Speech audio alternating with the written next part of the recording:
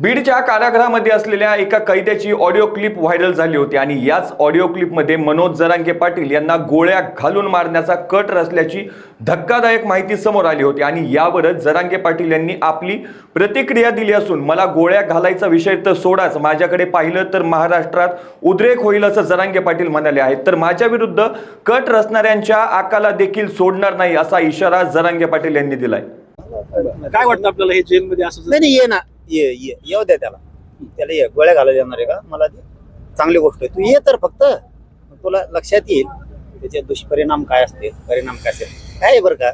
एक ती माज आणि मस्ती आहे आणि एवढा आमचा मोठा समाज संयमानं चाललाय, त्यांना वाईट दिवस बघायचे असतील त्याला मी काय करू शकत नाही, पण तू फक्त ये मग तुला कळल। आम्ही पण वाट बघतोय तू ये, तुला त्या दिवसचा दिवस दिसल कसा असतो राज्यातला।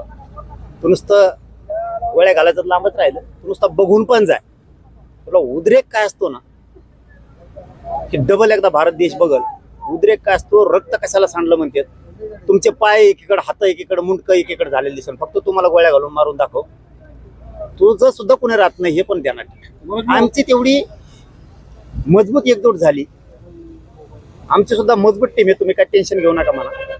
तुम्ही तुमच्याजवळ गोळ्या आहेत तर मराठ्याजवळ बी गोळ्या आहेत, तुमजवळ जे काय आहे ते आमच्याकडे सुद्धा मराठ्यांकडे आहे, आमच्याकडे बी कुऱ्हाडी आहेत ना।